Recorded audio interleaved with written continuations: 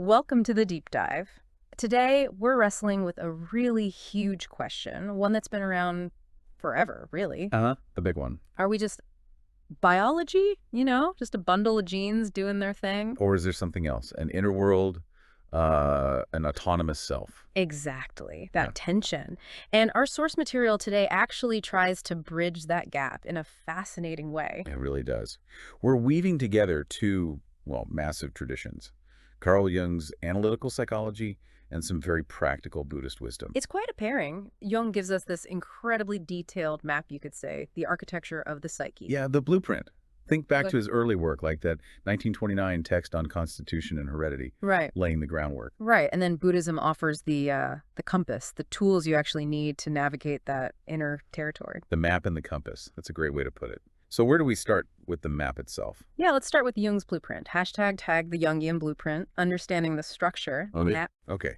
So first off, Jung talks about this constant back and forth between the mind, the psyche, and the body, the constitution. We tend to think one determines the other, right? Like my body dictates my personality. We do, but Jung saw it more like a dialogue. They influence each other constantly, but one doesn't completely lock down the other. Ah, okay. Think of it like hardware and software. Your body, your constitution, that's the hardware. It sets certain potentials, maybe some limitations, Got it. but the psyche, that's the software. It finds meaning, it expresses creativity, and this is key, it can learn to manage the hardware. So give me an example. Well, say you have a genetic predisposition for anxiety.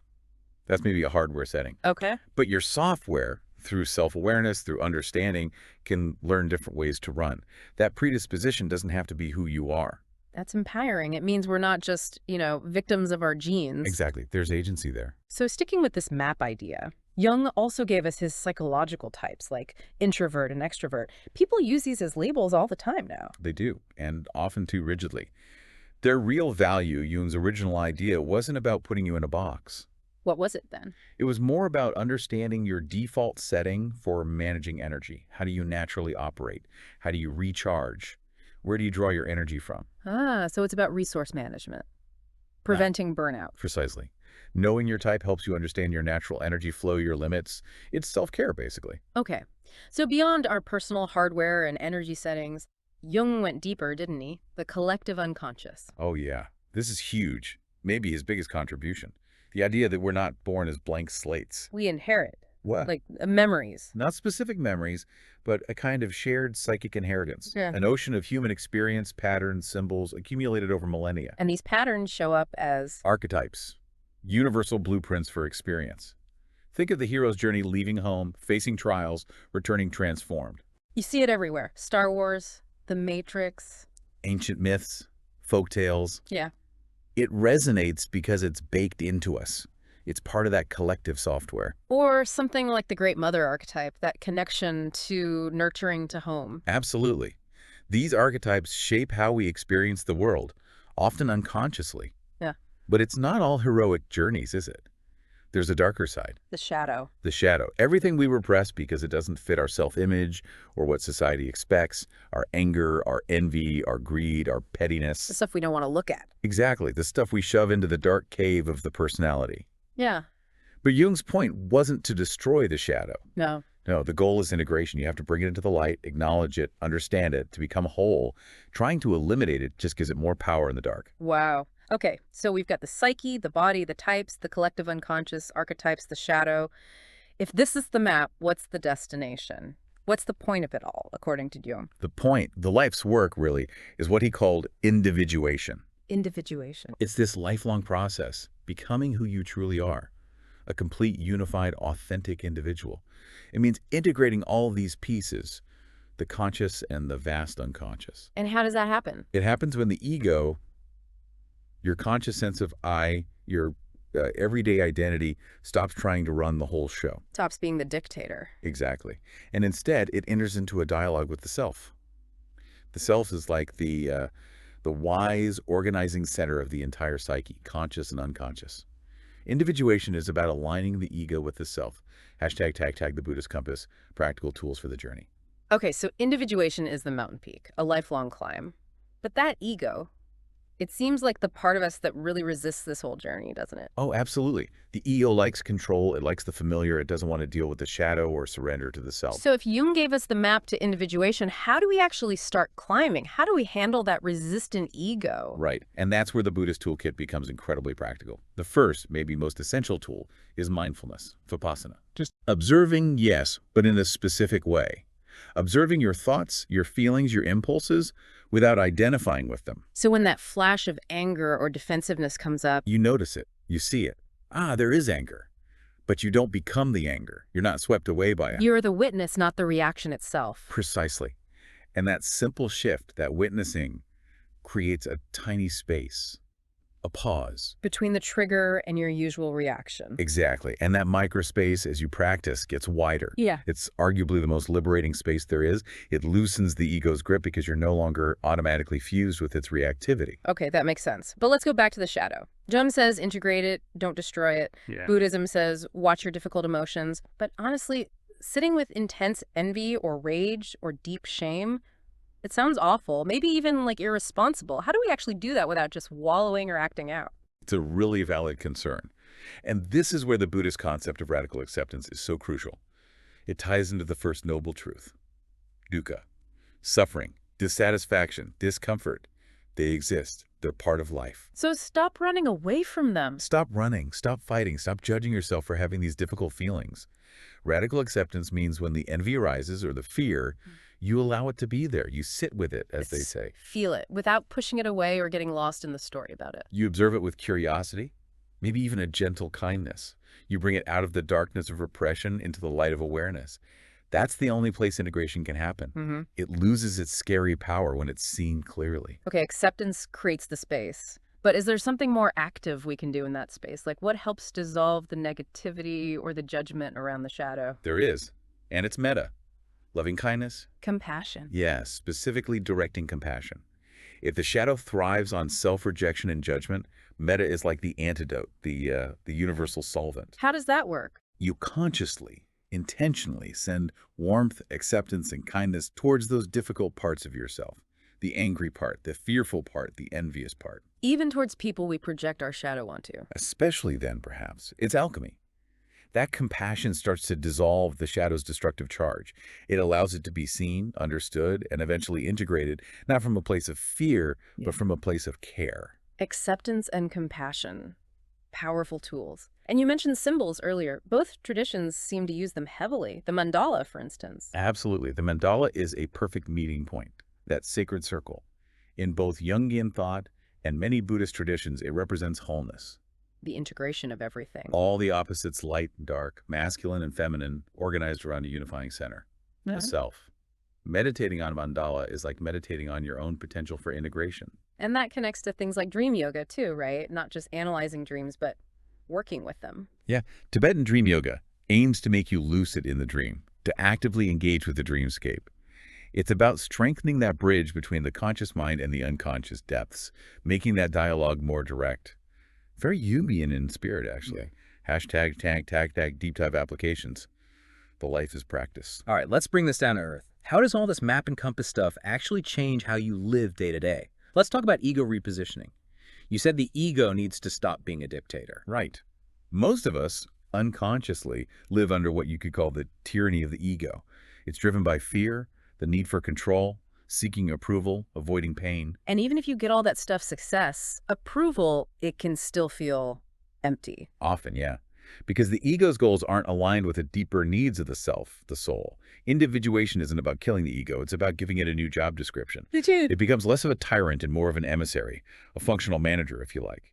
Its job is to navigate the outer world while listening to the wisdom coming from the deeper self. How does the self communicate? Through intuition, gut feelings, dreams, and crucially, through synchronicity. Okay, synchronicity. We hear that word a lot. What does Jung mean by it, practically? He meant a meaningful coincidence. When something happening inside you, a thought, a feeling, a question you're wrestling with, suddenly aligns with an external event in a way that feels significant, uncanny even. Like thinking about an old friend and they suddenly call. That could be one example. If it feels deeply meaningful to you, it's like the universe winks at you. It's feedback from the self, bypassing the logical mind. So the practice is learning to notice these things, to listen differently. Yes. And to check in with your energy. Does this path, this choice, this relationship, does it bring you a sense of vitality, of expansion? Or does it consistently drain you, make you feel smaller? That's the self talking through your energy levels. That leads us straight into relationships. Jung saw them as a key laboratory for this work, didn't he? Especially around the anima and animus. Oh, absolutely. Relationships are where the rubber meets the road for projection. Projection. You mean seeing things in others that are actually in us. Exactly. Think about love at first sight. From this Jungian viewpoint, that intense attraction is often a massive projection. Of what? Of your anima. If you're a man, the inner feminine soul image, or your animus. If you're a woman, the inner masculine. You project this idealized inner counterpart onto the other person. They seem perfect, complete. Ah, so you're falling in love with a part of yourself you see in them. In a way, yes. It's beautiful, but it's based on an illusion. And that leads to that critical, often painful moment in relationships. Disillusionment. When the halo slips and you see the actual flawed human being. Right, and the temptation is to blame them for not living up to the projection. You've changed. But the real work. The real challenging spiritual work is to withdraw the projection. To realize that the qualities you initially adored, or maybe the qualities that now drive you crazy, are actually parts of your own psyche that need attention. So if I admired their creativity, I need to develop my own. If their passivity now frustrates me, maybe I need to look at my own assertiveness. Precisely.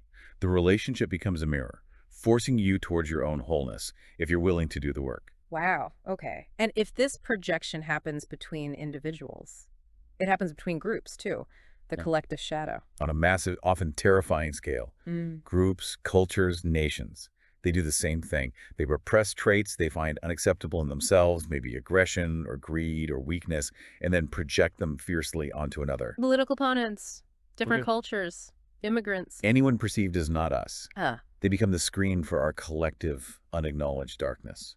This mechanism fuels so much conflict, polarization, prejudice, even atrocities. so the antidote isn't just political action. The deepest antidote, arguably, is individual psychological and spiritual work. Each person withdrawing their own projections, questioning their own righteous anger, taking responsibility for their own shadow. It's a profound act. Shifting gears slightly, how does this change our experience of time? You mentioned Chronos and Kairos. Yeah, the ancient Greeks had these two concepts. Chronos is the time we usually live in clock time. Linear, quantitative. Yeah. Deadlines, schedules, stress. TikTok. Right. But Kairos, Yeah. that's different. It's qualitative time. Opportune moments, moments of deep meaning, insight, synchronicity, moments that feel like they break through ordinary time. That's the language of the self again. Exactly. The self often speaks in Kairos moments. Yes. And mindfulness, that pause we talked about, is the portal. It allows you to step out of Chronos for a second. So the practice is to become a Kairos hunter, to notice those moments. Yes, when something unusual happens, a coincidence, a sudden insight, a moment of unexpected beauty, pause. Ask yourself, what's the potential message here? What's the quality of this moment? Don't just rush on. That connects to another idea, the sacred wound. We usually see our wounds or traumas as just bad things, obstacles. Understandably, they hurt. But the archetype of the wounded healer suggests something different. Often, our deepest wounds are the very source of our greatest strength, empathy, and wisdom. The lotus in the mud. That's the perfect Buddhist image for it. The beautiful lotus flower of consciousness grows directly out of the muck and mire of suffering. The mud isn't incidental, it's the necessary condition for the bloom.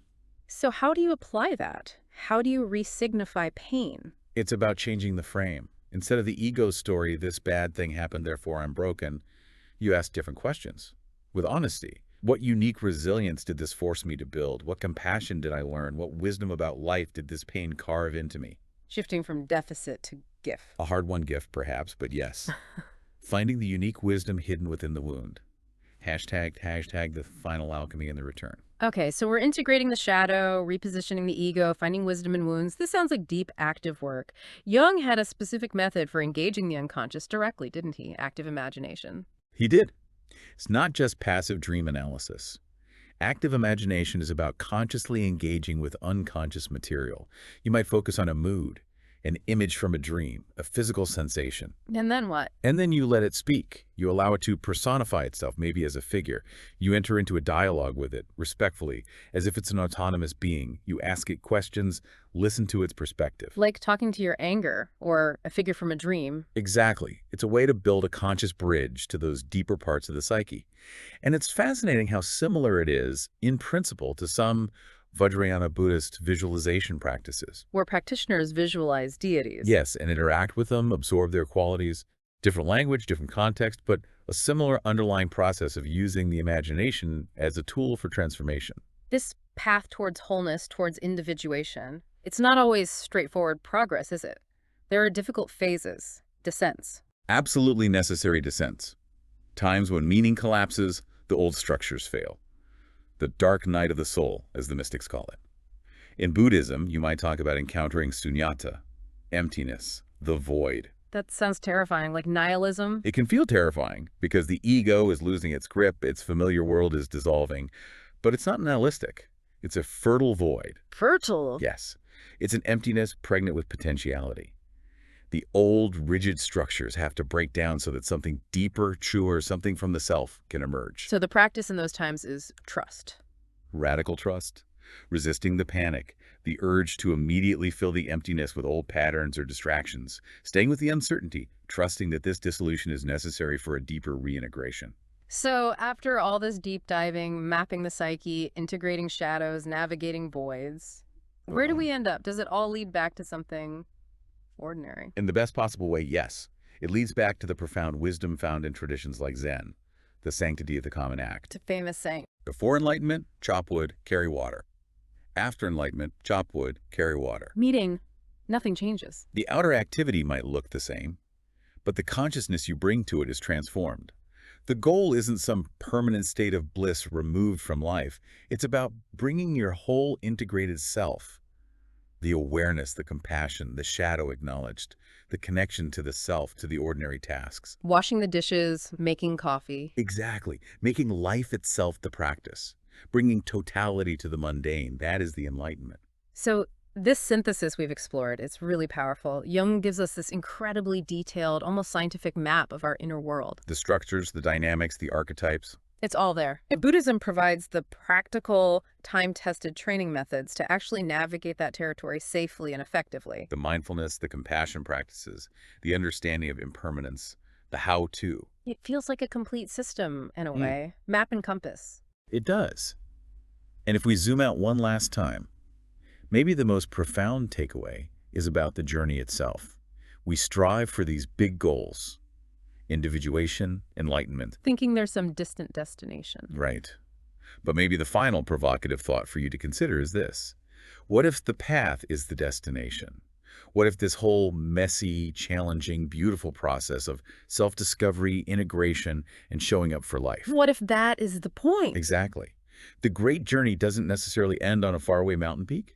Maybe it leads the pilgrim all the way back home, only to realize the treasure they were seeking was buried in their own backyard the whole time. They just needed the journey to develop the eyes to finally see it. Precisely.